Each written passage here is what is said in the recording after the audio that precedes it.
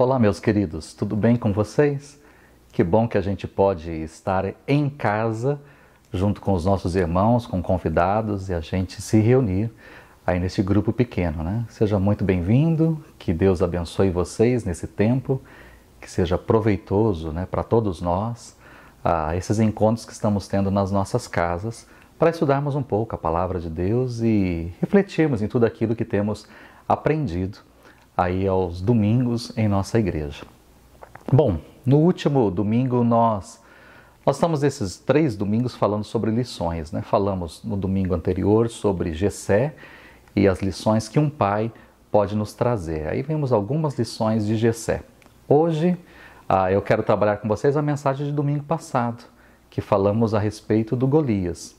Golias, nessa história de Davi e do Golias, há um vencedor, que é o Davi, mas há um perdedor, que foi Golias. E aí nós precisamos aprender algumas lições com Golias. O que esse gigante, perdedor no caso, tem a nos ensinar? Quais foram os erros de Golias? O que o levou à derrota? Então essas lições são importantes para a nossa vida também. E aí nós destacamos 4 coisas no último domingo. A primeira delas é que não basta ser grande, né? Essa foi a primeira coisa. Golias era gigante, 2,90 metros de altura, perto de um adolescente, de um menino, que o texto bíblico diz que era ruivo, de belos olhos e boa aparência. Mas ele não era forte, ele não era versado em guerra, não era um guerreiro, era um menino, era um pastor de ovelhas. E aí nós temos um Golias gigante, forte. A sua armadura pesava muito, né? Em torno aí de aquilo que Davi provavelmente pesaria, uns 70 quilos no máximo, talvez, né? O Golias tinha isso só de armadura. Então, era um homem muito grande, muito forte, preparado para a batalha. Mas a gente percebe que não basta ser grande, né? Por mais que ele tinha toda uma armadura, todo um equipamento sofisticado de guerra, lança, escudo, toda uma proteção, tudo isso se tornou um fardo e até mesmo atrapalhou, né, a sua performance, porque do outro lado havia um menino, sem absolutamente nada para lhe proteger, a não ser a roupa do corpo, uma tiradeira e um cajado, mas isso foi o suficiente para derrotar o Golias. Então não basta ser grande.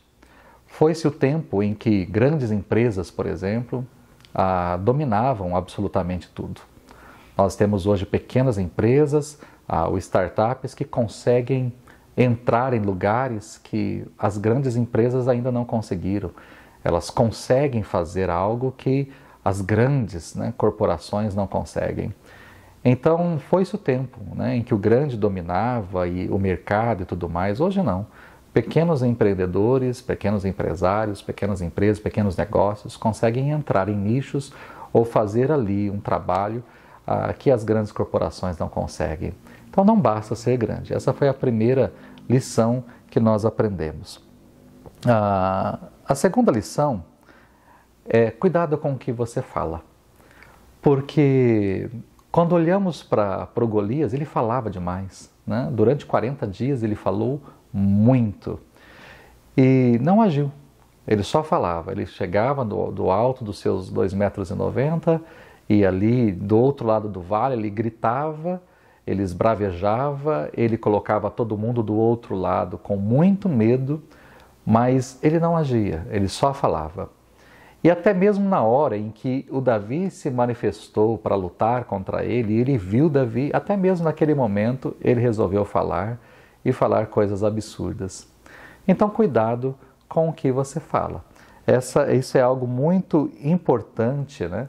Porque dependendo da pessoa que vai ouvir, ela vai agir de uma forma ou de outra, né? Eu até mencionei para vocês no domingo, né, que se por acaso eu disser para uma pessoa, você é um idiota, dependendo da pessoa que ouvir isso, né, ela vai encarar dizendo, de fato, eu sou um idiota.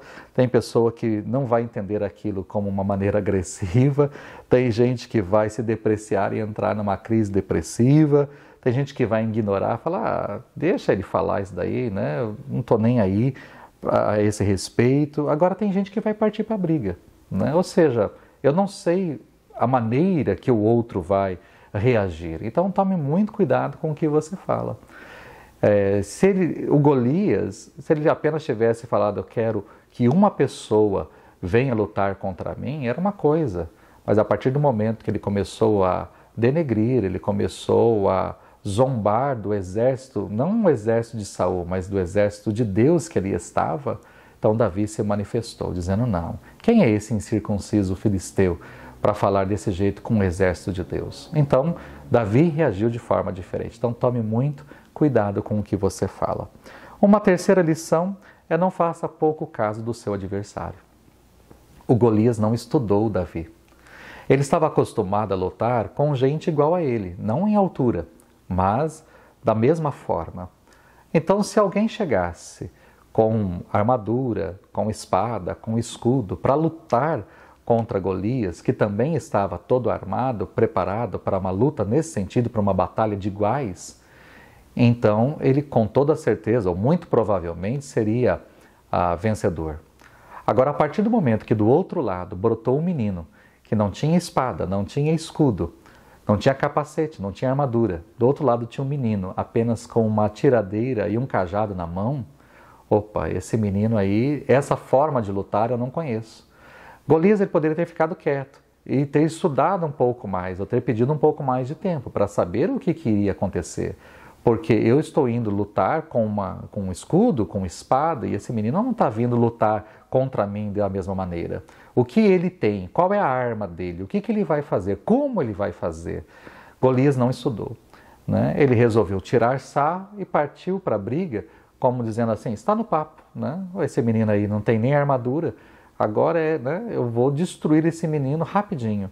Mas ele não imaginava a agilidade, a esperteza, a capacidade do Davi do outro lado. E aí, quem saiu vencedor foi o Davi.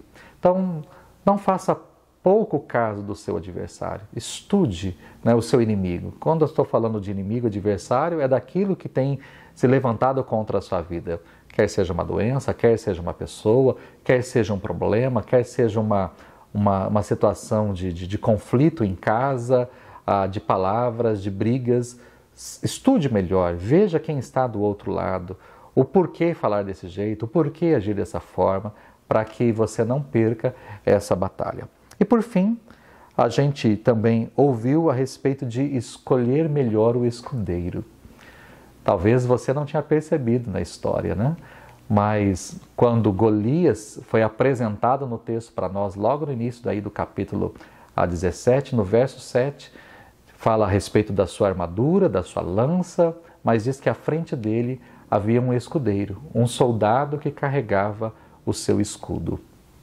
Aí a pergunta que a gente faz é, aonde estava esse escudeiro, né? Durante a batalha? Por mais que a batalha era entre dois, né? Davi e Golias, o escudeiro estava presente, fazia parte do cenário. E se a gente for pensar de forma lógica, né? A não ser que ele fosse um escravo, que daí, com a morte do seu senhor, ele estaria livre.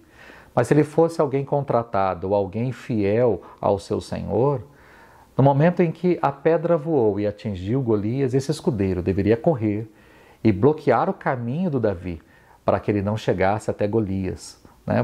Para que desse tempo de Golias se recuperar e voltar para a guerra, voltar para a batalha. Mas isso não aconteceu. A pergunta que eu faço quando eu leio esse texto, o escudeiro que foi apresentado no início, onde está esse escudeiro na hora da batalha? Na hora do vamos ver, né? Na hora que precisava dele, onde ele estava? Então essa é uma outra coisa que a gente tem que ter na mente, né? Com quem que eu estou lutando? Quem está comigo? Quem é o escudeiro? Quem é a pessoa que está ao meu lado, né? Para me ajudar nessa batalha a vencer esse inimigo. Então são coisas que a gente precisa ficar na mente aí e ter no nosso coração. Bom, diante disso que foi mencionado domingo, vamos deixar apenas 2 perguntas para vocês, mas o líder aí no grupo pode ter a liberdade de fazer outras perguntas ou de trabalhar de forma diferente com vocês. Mas, para nossa reflexão, eu gostaria de perguntar o que é que a gente pode aprender com os erros de Golias? Olhando para a história, olhando para os seus erros, esses 4 que eu mencionei pelo menos, o que a gente pode aprender com os erros de Golias? Né? Afinal, ele errou e por conta dos erros, ele perdeu. Para que eu não perca na minha vida, o que eu tenho que aprender então com esses erros? E uma segunda pergunta que eu posso deixar para você: qual dos erros de Golias talvez esteja presente ou frequente na sua vida? Qual dos erros? Né? Olhando para o Golias, você pode falar assim: eu estou agindo igual Golias nesse sentido. Eu estou fazendo pouco caso dessa pessoa, estou fazendo pouco caso dessa situação.